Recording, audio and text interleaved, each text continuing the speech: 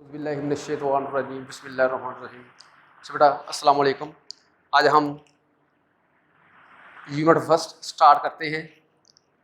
Unit first हमारे पास ये है matrices and determinants.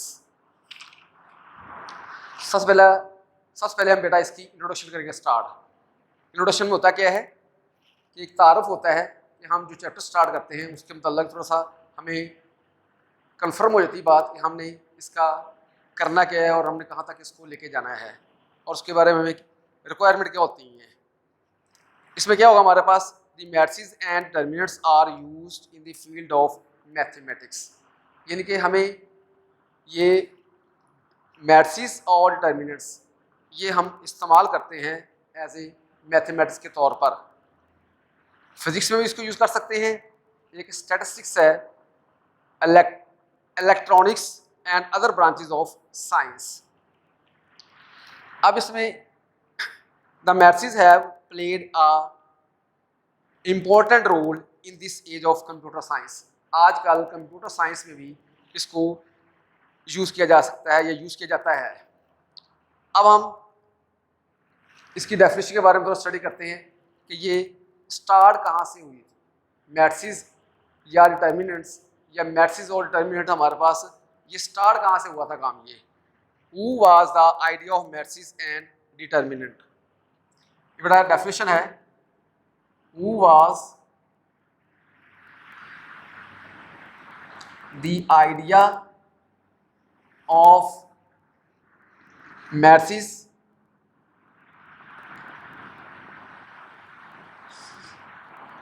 And determinants.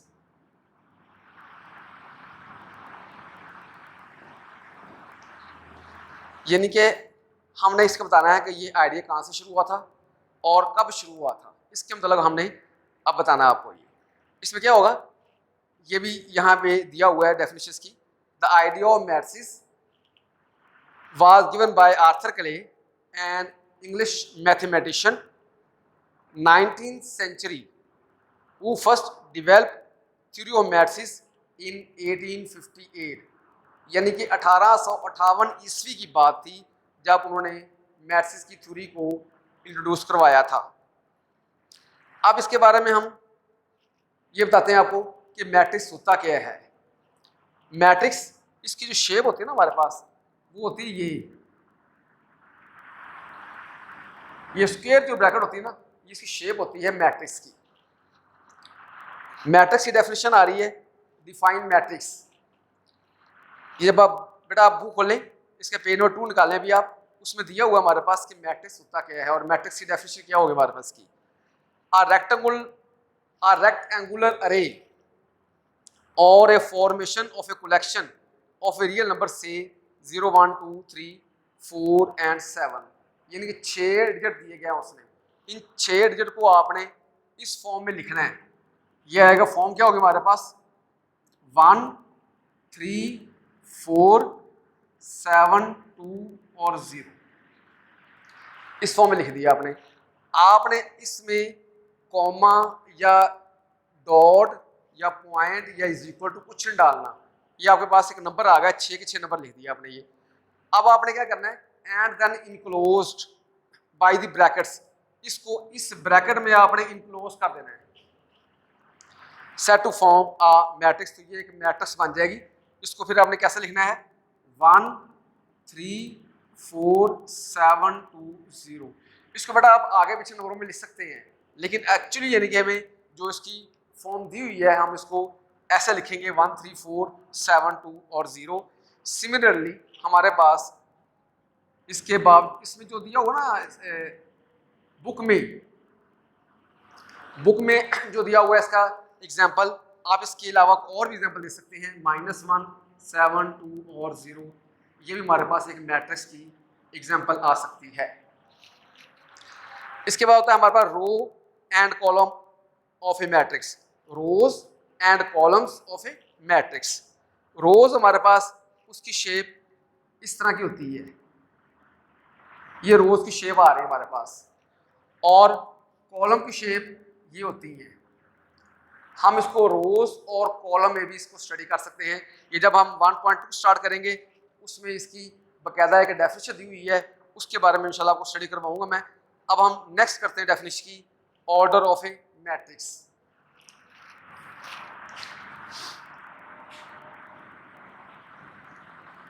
Order of a matrix, the number of rows and columns. The number of rows and columns in a matrix specifies its order.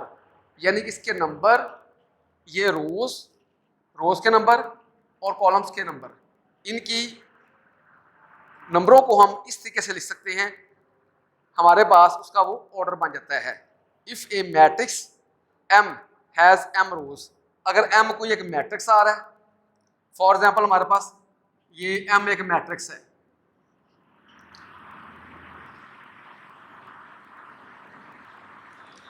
ये एक matrix M हमारे पास आ रहा है, इसमें M रोज हैं, ये हमारे पास रोज होंगी, ये होंगी M, इसको हम M के तौर पर, स्मॉल m के तौर पर इसको जाहिर कर सकते हैं।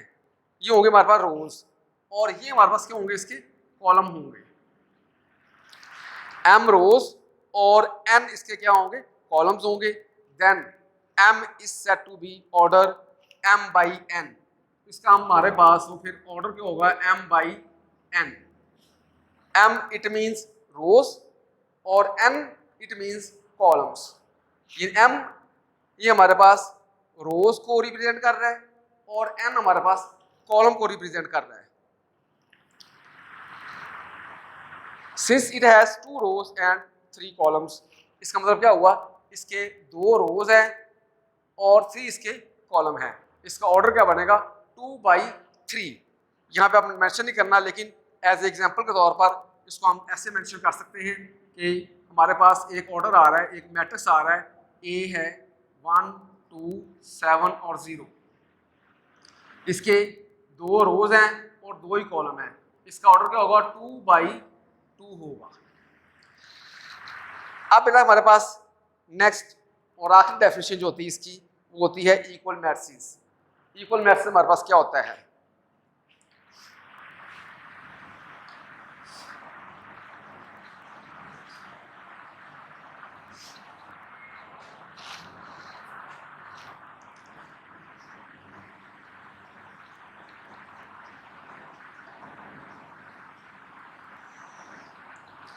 Equal matrix, let A and B be 2 matrix, A और B हमारे पास 2 मैट्रिक्स ले लें, then A is set to be equal to B, तो A B के इक्वल होगा and denoted by A is equal to B, हम A को B के बराबर लिख देंगे। इफ एंड ओनली इफ, अगर इनकी ये शराइत पूरी होगी तो, इफ एंड ओनली इफ, अगर इसकी ये शराइत पूरी हो, मसलन फर्स्ट आ रही हमारे पास the order of A is equal to order of B,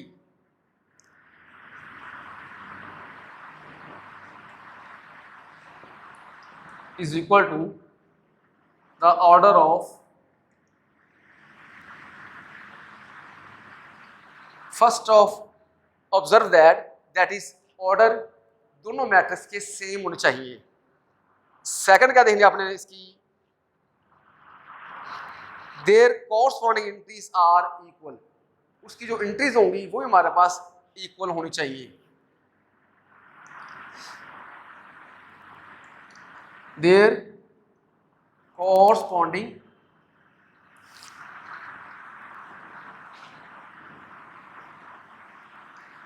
entries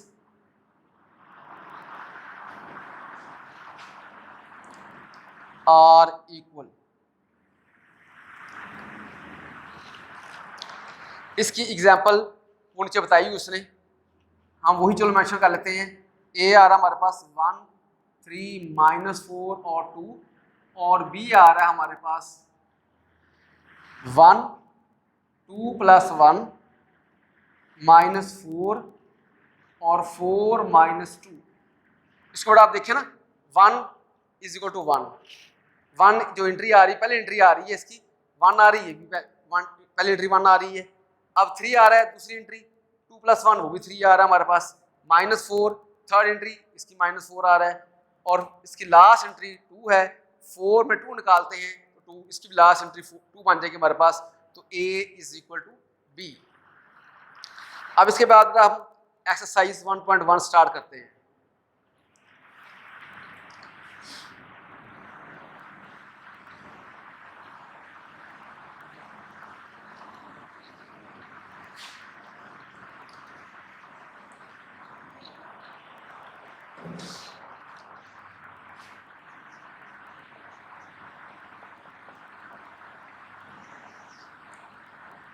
अच्छा, अब ये बुक्स निकालें भी आप, जो ऑलरेडी पहले आपने निकाली हुई हैं उसको भी देखते हैं भी आप, क्योंकि ये सारा बुक वर्क ही है। क्वेश्चन 1 बताया उसने, find the order of the following matrix, आपने इसके ऑर्डर बताने हैं। इसमें क्या बताया उसने, ए लिखा हुआ है उसने 2 3 -5 और 6, इसका ऑर्डर क्या होगा, इसकी 2 रोज हैं और 2 कॉलम हैं, तो 2/2 इसका ऑर्डर क्या होगा हमारे पास, order of A is equal to 2/2। अब बेटा आपने बुक निकाले, इसमें हम देखें कि आपके पास B जो आ रहा है उसका भी ऑर्डर 2/2 आ रहा है, और C जो आ रहा है ये हमारे पास इसकी रो, एक रो आ रही है और इसके 2 कॉलम आ रहे हैं, 2 कॉलम्स हैं और एक रो है, इसका ऑर्डर क्या होगा 1/2 होगा।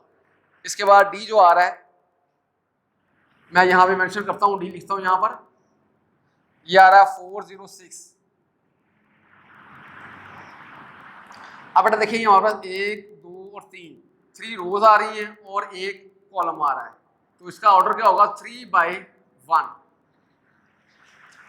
इसके बाद E आ रहा है हमारे पास, इसके ऑर्डर क्या आ रहा है हमारे पास, इसकी 3 रोज हैं और 2 इसके कॉलम हैं, इसका ऑर्डर होगा 3/2 होगा। F आ रहा है 2, ओनली 1 एलिमेंट आ रहा है यहाँ पर, इसकी एक ही रो है और एक ही कॉलम है, इसका ऑर्डर क्या होगा 1/1 होगा। अब G आ रहा है, इसका 3 रोज हैं और 3 कॉलम है, 3/3 होगा इसका ऑर्डर, और H आ रहा है हमारे पास, इसकी 2 रोज आ रही हैं और 3 कॉलम्स आ रहे हैं, इसका ऑर्डर क्या होगा 2/3 होगा। इसके बाद अब बेटा हम क्वेश्चन नंबर 2 की तरफ आते हैं।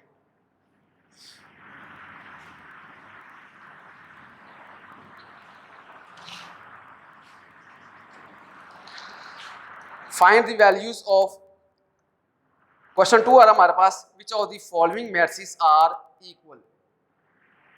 आपने ये बताना है कि हमारे पास इसके मैट्रिक्स इक्वल आ रहे हैं कि इक्वल आ रहे हैं, ये बताना आपने कि कौन से मैट्रिक्स इक्वल है और कौन से मैट्रिक्स इक्वल नहीं है। अब ए हमारे पास क्या आ रहा है,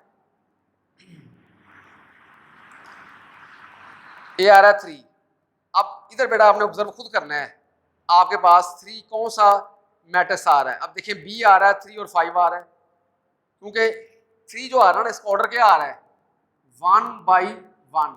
आपने बेटा ये देखना है कि सबसे पहले जो हमारे पास 1/1 का है ऑर्डर, उसको आपने मेंशन करना है पहले। अब यहाँ पे हमारे पास 1/1 का जो ऑर्डर आ रहा है वो आ रहा है ओनली सी हमारे पास क्या आ रहा है 5 - 2। आपने इसको सॉल्व करके मेंशन करना पड़ेगा। अब देखें सी आ रहा है 5 - 2, इसका आप हल निकालें तो क्या आ गया 3, इसका ऑर्डर भी आ रहा है 1/1। Therefore we can observe that is A is equal to C। A और C हमारे पास ये दोनों मैट्रिक्स हमारे पास इक्वल होंगे। इसके बाद अब आपने देखना है कि B हमारे पास कौन सा आ रहा है मैट्रिक्स, B और D और I, ये तीनों मैट्रिक्स का ऑर्डर सेम आ रहा है। B आ रहा है हमारे पास 3 5, और उसके बाद D आ रहा है हमारे पास 5 3,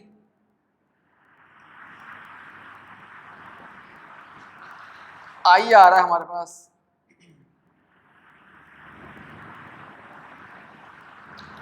3 और 3 + 2। अब बेटा हमारे पास देखिए कि इसका ऑर्डर भी, इसका ऑर्डर भी और इसका ऑर्डर भी, तीनों के ऑर्डर सेम आ रहे हैं। क्यों? इसकी एक रोज है और 2 कॉलम है, इसकी 1 रोज है और 2 कॉलम है, इसकी 1 रोज और 2 कॉलम है, इसका ऑर्डर सेम आ रहा है। अब आपने ये देखना है इसके एलिमेंट बराबर आ रहा है कि नहीं आ रहा है। इसका एलिमेंट 3 आ रहा है, इसका आ रहा है 5, ये तो बराबर नहीं आ रहा है। इसका मतलब क्या हुआ कि B और D बराबर नहीं होगा। अब 3 इसका एलिमेंट आ रहा है, फर्स्ट एलिमेंट, इसके भी 3 आ रहा है, इसका मतलब ये बराबर हो जाएगा हमारे पास। अब ये देखना आपने सेकंड एलिमेंट भी 5 ये आ रहा है, इधर 3 आ रहा है, इसका मतलब ये हुआ हमारे पास B D के बराबर वाकई बराबर नहीं होगा, लेकिन 5 ये आ रहा है और 3 + 2 = 5 ये भी। इसका मतलब we can observe that B = I and B is not equal to D and also I या D is not equal to I, यानी कि आपके पास B I के बराबर आ जाएगा, लेकिन D ना तो I के बराबर होगा और ना ही D B के बराबर होगा। इसके बाद अब आपने नेक्स्ट हमारे पास आ रहा है 2/2 का मैट्रिक्स आ रहा है हमारे पास, वो आ रहा है E4062।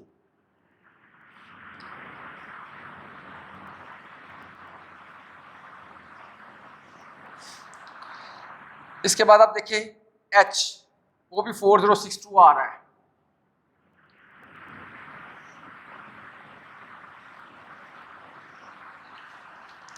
अब बेटा J भी देखते हैं अब, क्योंकि इसका ऑर्डर सेम आ रहा है, 2 + 2,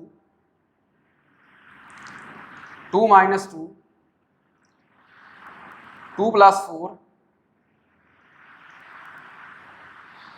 2 + 0।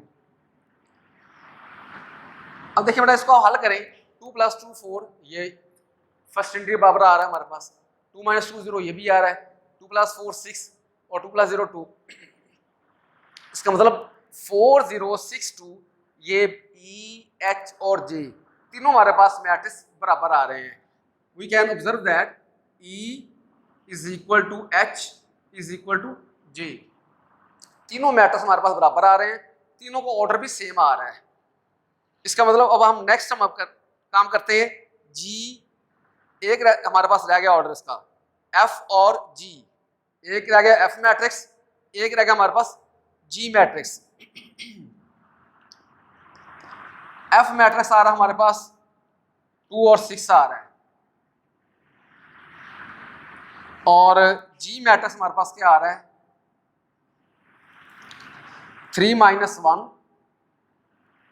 और 3 + 3। अब बेटा इसका देखें हमारे पास ऑर्डर जो आ रहा है इसका, इसकी 2 रोज हैं और 1 कॉलम है, इसका भी 2 रोज हैं और 1 कॉलम है, ये दोनों बराबर हैं, लेकिन अब देखने एलिमेंट बराबर आ रहे कि नहीं आ रहे। 3 मान निकाले 2 और 3 + 3 6। वी कैन ऑब्जर्व दैट इनके ऑर्डर सेम आ रहे हैं, F = G, ये भी हमारे पास काम इसका कंप्लीट हो गया। F = G, ये भी दोनों मैट्रिक्स हमारे पास बराबर आ रहे हैं। अब बेटा हमारे पास इसका लास्ट क्वेश्चन रहता है क्वेश्चन 3, वो इंशाल्लाह हम नेक्स्ट करेंगे। और बेटा जो आपने क्वेश्चन 1 मैंने क्वेश्चन 2 दो क्वेश्चन समझा दिया आपको और इसकी डेफिनेशन करवा दी, बेटा आप इसको प्रैक्टिस करें और इसको आप हर सूरत में एज ए होमवर्क इन तमाम डेफिनेशन को और इन एक्सरसाइज 1.1 के क्वेश्चन 1 और क्वेश्चन 2 को दोनों को आप एज ए होमवर्क के तौर पर करें। इंशाल्लाह नेक्स्ट आपको क्वेश्चन 3 और साथ इसकी टाइप्स ऑफ मैथ्स के बारे में आपको इंशाल्लाह नेक्स्ट स्टडी करवाई जाएगी, और इसका बेटा होमवर्क एज ए असाइनमेंट के तौर पर आपने कोशिश करनी है कि आपने मुकम्मल कर लेना है। इंशाल्लाह इसके बारे में आपको इंस्ट्रक्शन बताई जाएंगी, आपने इसको होमवर्क के तौर पर आपने एज ए असाइनमेंट के तौर पर कहाँ जमा करवाना है। अच्छा बेटा अल्लाह हाफिज़, इंशाल्लाह नेक्स्ट आपसे कल मुलाकात होगी। अल्लाह हाफिज़।